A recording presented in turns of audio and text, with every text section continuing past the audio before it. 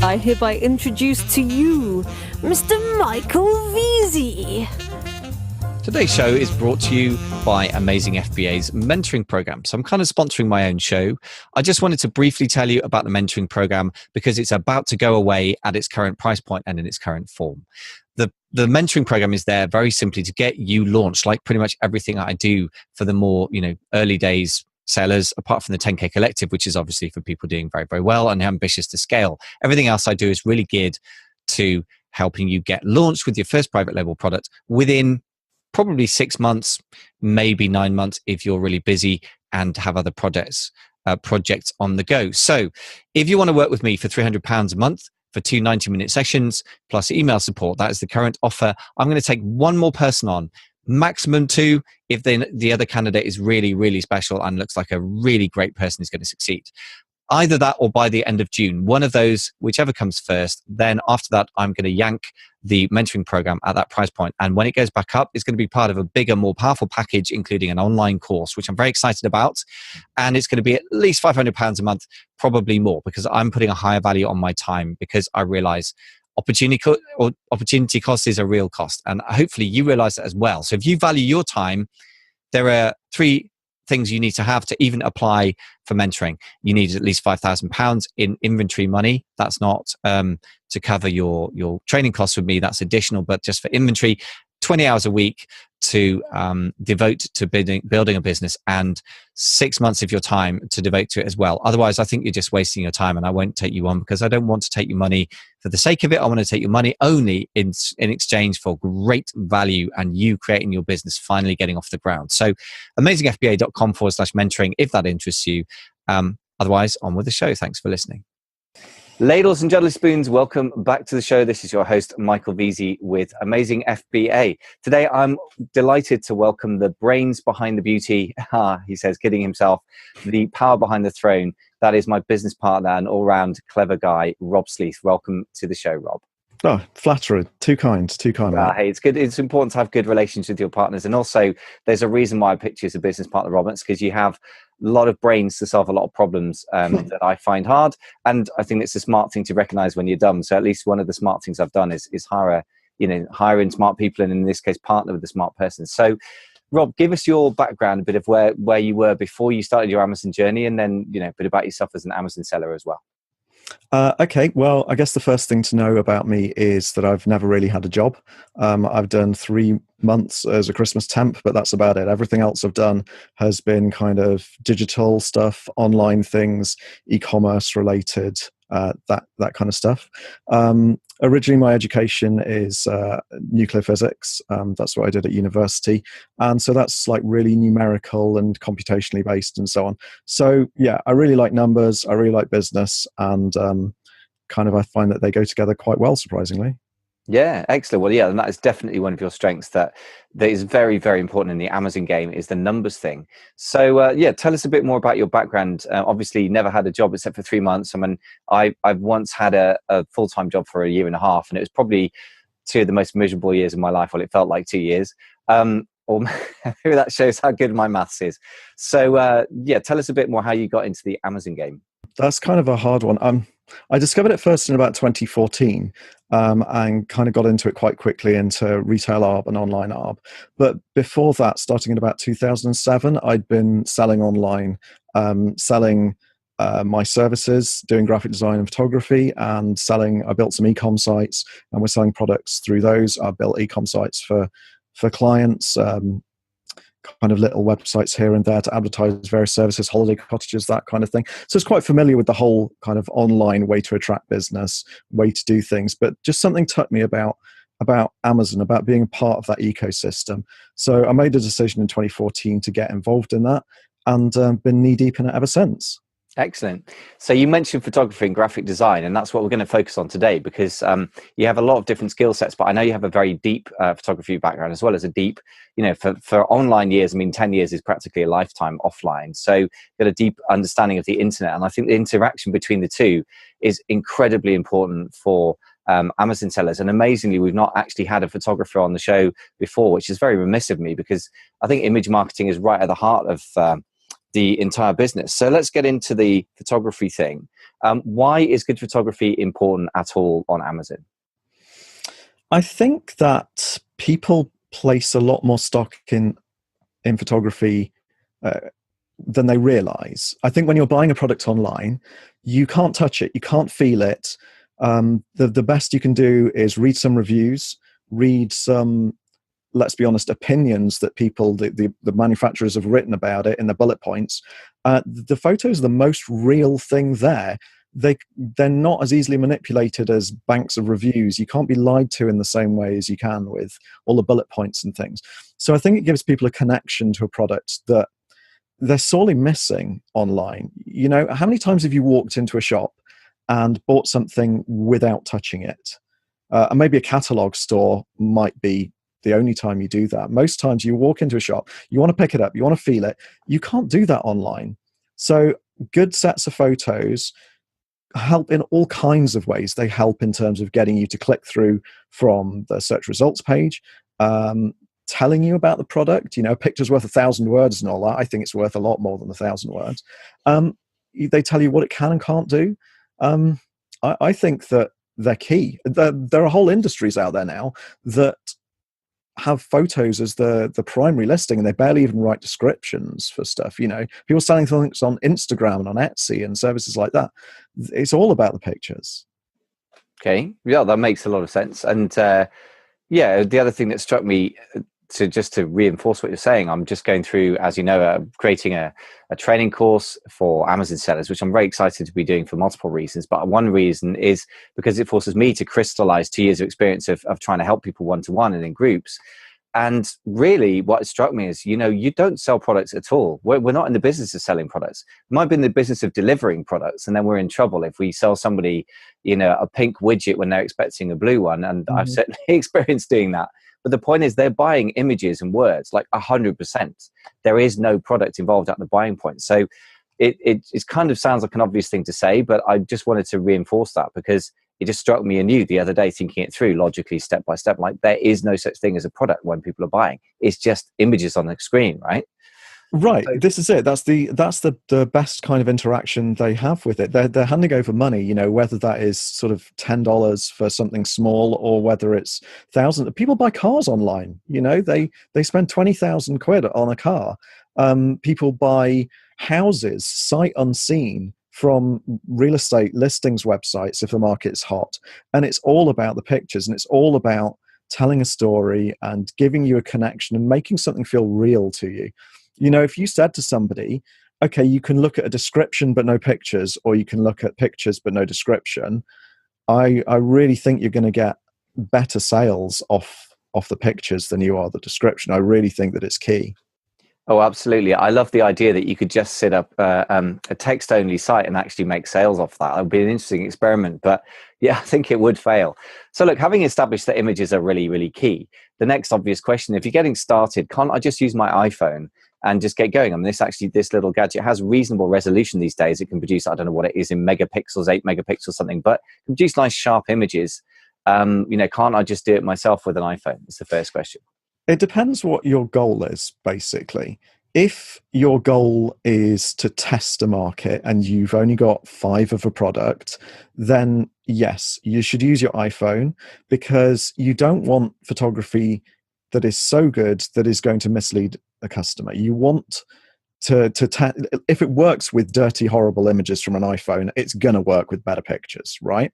But if it works with beautiful pictures, and off the back of those 5 sales, you then buy 5,000 units, it might not be clear. So it's about working out the question you're trying to answer. If you've already invested money in buying hundreds or thousands of units of something, I think that you're going to be trying to work out how to launch that product. You're going to be thinking about spending money on PPC and so on. You're probably going to spend ages poring over the description, the keywords.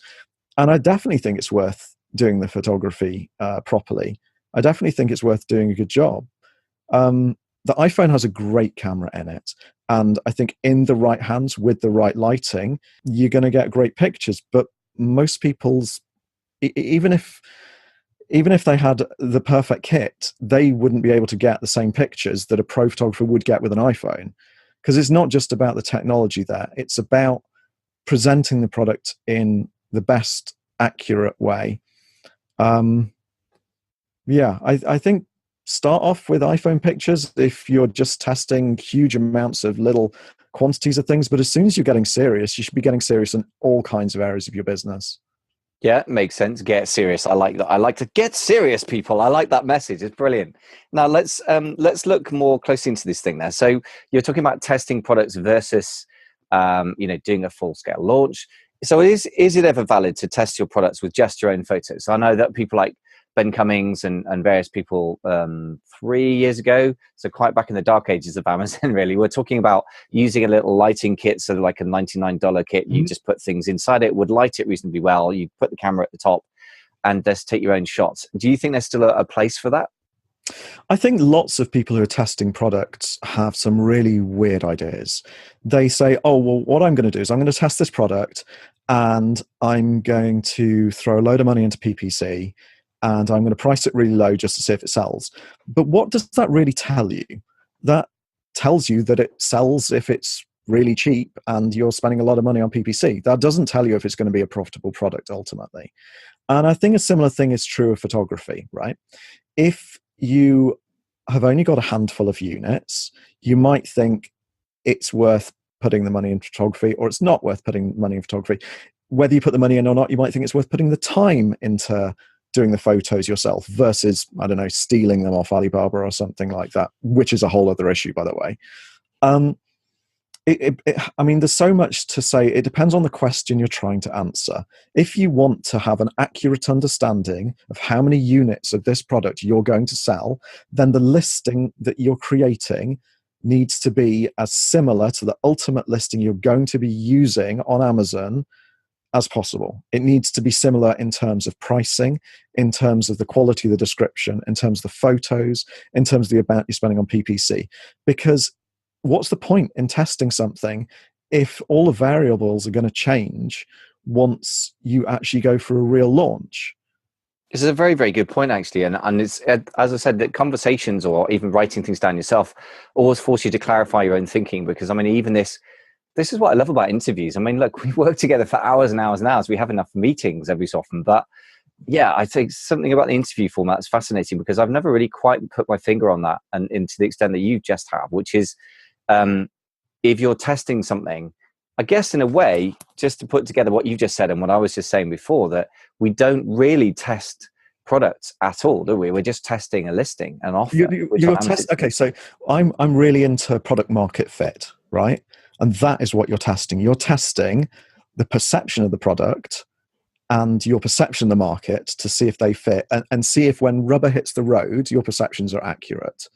Okay, so you go in with a hypothesis, scientific sort of brain on here. You go in with a hypothesis and you want to prove or disprove that. Okay, so you say, okay, I think that people in the UK between the summer months are going to want this kind of summary product. You source a product, you write a listing, and you try and find something that matches. You might read through competitor reviews, you might look at competitor products. You might find that from doing that, there are certain issues that need to be addressed in your competitor products that you can use to inform your own marketing, your own product development. It might completely put you off, or it might say, hey, these guys are doing it really well. I can build on this based on some of the reviews, make small changes. I really think that it's about product market fit, trying to make sure that the ideas that you have, when they meet reality, that they're right, that they're accurate, or that if they need refining, that you can do it. But again, it's, I suppose what you're saying, it's not really about the product, it's about the perception of the product. If I photographed something, I could photograph it in such a way that would completely misrepresent it. And I could misrepresent it in such a way that the customer is very disappointed when they receive it.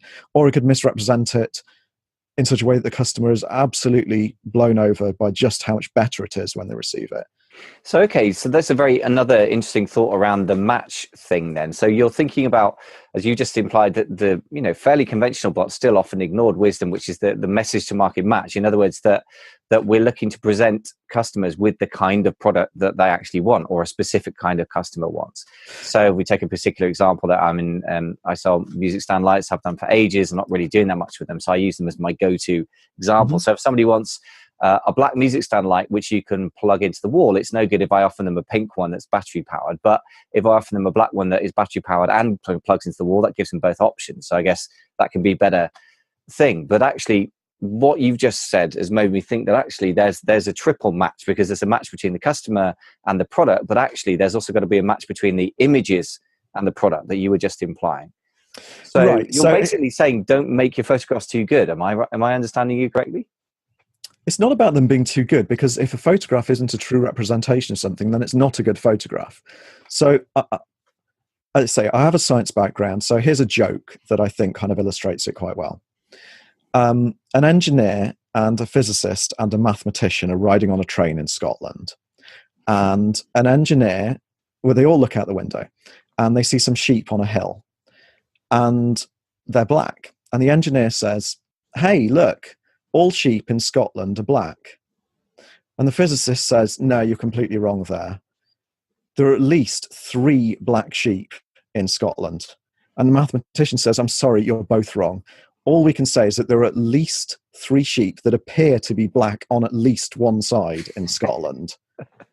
So yeah, it's all about like that before. I like it. Scientific nerdy jokes. Exactly. So it's all about levels of perception, right? So I don't think a photograph of a product could be considered a good photograph if it did not fairly represent the product, if it underrepresented it, or if it overrepresented it.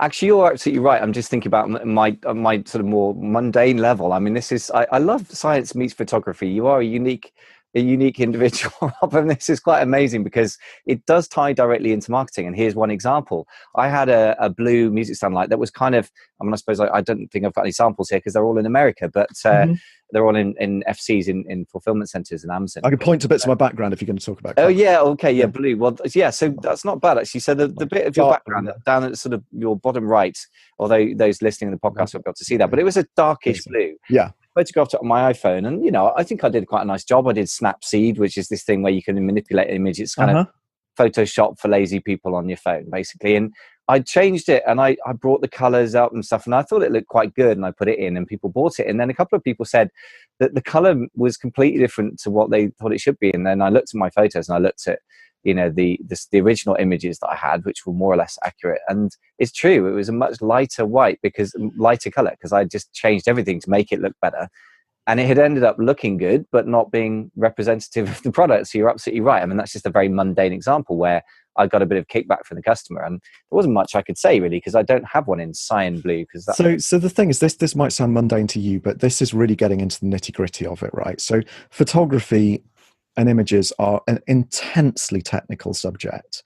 I know a lot of photographer friends. I've employed other photographers, and the best people I've found to work with as photographers are engineers and physicists, because they really understand the technical details and how to get out what they want of it.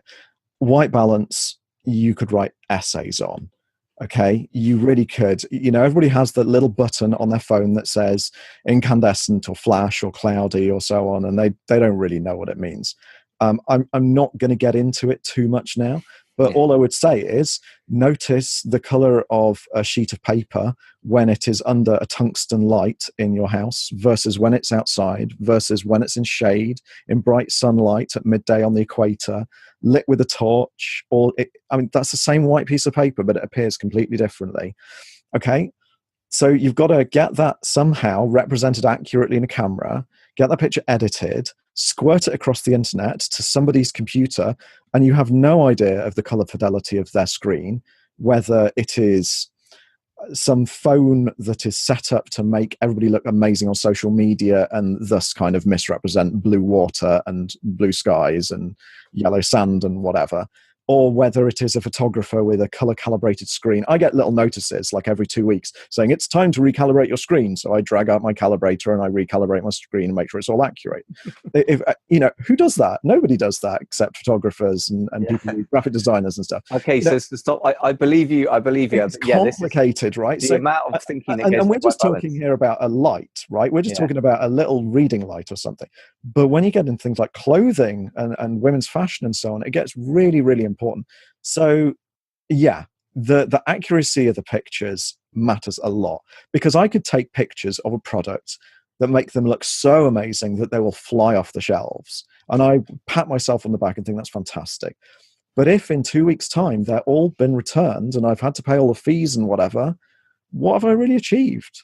Everybody's unhappy. I get negative reviews. People say, oh, it doesn't look as good as it does in the picture. I've lost all my money. I've got all my stock damaged in inventory. It's a real problem. So, I mean, there are so many examples online of expectation versus reality. There are people who drop ship stuff from AliExpress and it's this beautiful, clingy dress or something, and then they get it and it's like a potato sack or something.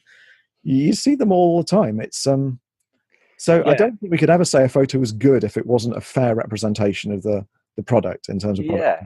I think that's you put it very, I mean, apart from highlighting just how technically tricky it can be to get white balance correct, and having messed that up myself with my phone, after selling on Amazon for a couple of years by that point, I think maybe 2.5, that I should know better. So you're right about that one. So you've talked about the dangers of making your photography look too good and selling a product which you then get very rude reviews or returns or what have you. What about the other way around? Do you have an example of any products where you've changed the images and it's really changed the sales or the profitability of a product? Sure. So I really like finding products that are underrepresented on Amazon and trying to improve the listing and, get a wholesale account or buy arbitrage or something like that. I think you can, just by improving the photos, you can make a huge difference. So a case in point is a product I came across a few weeks back. So it wasn't really selling. It hadn't sold a single unit since January, and then it was only selling a unit or so a month. But I looked at the marketplace, I looked at the description in general, and I thought the reason this item isn't selling is because the photos are really bad. So I thought, if I clean up these photos, I bet I can sell some more of them. I bought 10 units just to test, and I cleaned up the photos, and I'd sold my 10 units in 5 days. So it'd gone from not having a single sale since January, and at that point, one a month, to having 2 sales a day, which is not sort of earth-shattering sales, but with a little bit more tweaking, it'll be good. And, add on a few products like that, sort of quiet burners that aren't going to attract too much attention and competition. That's how you build a business, I think. Excellent. So that's a nice example. I'm thinking really I'd never really quite figured out, I mean, I know you're a very scientific guy because of our conversations around analytical stuff, but I'd never really had the conversation with you about photography that was so obviously put together, your scientific thinking, if you like, and testing everything, which I 100% endorse. And it goes so together with Amazon's philosophy and why they're so successful with the idea of photography. But I mean, you've got a nice simple case in point that you mean the increase in sales as a percentage was astronomical. I mean, from 1 a month to 2 a day is, I don't know what that is, like 6,000% increase. Something like that. It's a lot. It's a lot, right? And I mean, that just shows the power of good photography, because that's all you change, right? You just change the pictures, nothing else. Yeah, exactly. I think with private label, it can be super important too, because if you're doing a really basic version of private label where you're literally just slapping your label on something, you're not modifying the product, you're not really improving it, your product is going to be just the same as everybody else's out there. But if you have got the standout eye-catching pictures that get the click from the search results and that tell the customer the right thing, you're going to get the sale. I was on Reddit this morning, and there was a guy that one of the questions was, how did your first product go? Did you lose money on it? Did you break even? Whatever. And one of the top answers was somebody saying, my product went okay. To be honest, I'm only really staying afloat because I've got great photography, because my product is very similar to everybody else's. I'm selling it at a higher price point, but the $1,500 I spent on the photography was the best money I spent, because without that, he wouldn't be selling at all. Yeah. I think that a lot of people ignore photography. They're burying their head in the sand because it's hard. right? Because it's one of those things that when it's done right, it looks easy. When you do, what's the saying? When you do things right, nobody thinks you've done anything at all. Just trying to get a nice crisp picture with a nice clean background. You're like, oh, that's not a big deal. As soon as you try doing it, you realize how hard that can be. But people will tweak titles all day long. They will talk tactics about keywords. They'll sign up to services to give their products away for pennies on the dollar. And they'll never sort of really investigate doing better photos, or either just off the top of their head or by looking at the feedback they've got and learning what needs to be shown or told better in the photos. Yeah, that's a very good point, actually, because I interview a lot of the guys who offer the services, and those are important things, and keywords obviously are vital on Amazon. But you're right that people don't tend to. Even my business partner's a photographer, for God's sake. I've been selling on Amazon for 3.5 years, and yet I don't tend to change out my photos or test it, even though in theory I could have come across this idea a lot earlier. So it's a very, very valid point. So let's divide this up a little bit from this point. Let's imagine you're going to do things yourself, first of all. Is it worth doing yourself? And if you're going to do it, what are the basics? Do you have any sort of basic DIY tips for doing the photography well yourself? You mentioned lighting, for example. So whether you're going to do it yourself or not depends on how serious you are. Okay. If you've got a handful of units of something, then maybe, and let's say it's a simple product, and a simple product might be something non-reflective, quite small, no fabric, no details that need to be shown. You might think that your music stand lights might be a good idea, right? But I imagine if they're made out of plastic, people might care whether the color is right. I imagine they might care whether it is a matte plastic or a shiny plastic. They might even want to see the intensity of the light that it puts out. That actually gets quite complex to show once you get into the details. So a really simple product that I think you might be able to do an okay job of photographing yourself is something like a little Bluetooth speaker, okay? Because it's quite small. They don't tend to be reflective, and exactly how it looks doesn't really matter too much. Maybe it does to some people. Yeah, I was going to say, yeah. Yeah, and so if you're going to photograph this yourself, you would want a nice clean background. It's got to be perfect white, according to Amazon, and I doubt most people are going to be able to achieve that. So you're going to need to photograph on something that's almost white, and then you're going to need to edit it up. You maybe sort of pay somebody to edit it, maybe have a go yourself in something like Snapspeed. There's a little photo app built into the Amazon Seller app on the phone, but all that really does is just really brightens things up to try and get the background to go white, which then maybe doesn't represent the product accurately. So if you want a bare bones version of trying to see if something will sell, then yeah, do it yourself. Get nice soft lighting. The best lighting that you can get is a big light in comparison to the size of object. So buy a window on an overcast day with sort of semi-transparent drapes, with a net curtain or some really soft light. It is really good for photos. If you have access to some equipment, you might be able to get some lights and maybe an angle pose light and a piece of paper to soften the light. To highlight the product. I think you could do an okay job with that just using the Amazon app. But really work out what the question is you want answering. If you're thinking, will I be able to sell 5 of these units with imperfect photos? You can probably answer that question. But if you've already got a container on the water, or if you're already £5,000 into a product, I think the few £100 on photography will pay dividends for a very, very long time, because you can reuse that on subsequent orders. Yeah, that makes a lot of sense. I think you might keep the product going for years, but you can still use those photos you took the first time around. Absolutely true. And for example, again, some music stand lights I've been selling for, I don't know, 2.5 years, and I'm still using the original photographs. So, which is, I think, with the odd tweaks, I think you did me a sort of Christmas background version or something, which is a whole another conversation. But just to say that I can't remember how much I spent on those, probably £250 or something like that. And I don't know how many units I've sold off the top of my head, but it's got to be thousands. So the cost per unit of the photography is probably like 5p or something, if that. And I think it's driven, the sales way better. And if I'd shot it on my iPhone or something cheapskate, I can't imagine it not being worth doing, really. So I think I can absolutely second that from the point of view of the person buying the photography and then selling the products. So Rob, let's leave that episode there, because there's some food for thought. In the next episode, we're going to talk in more detail about really how to work with higher professional photographers and things that more advanced and more ambitious sellers might be looking to do as well.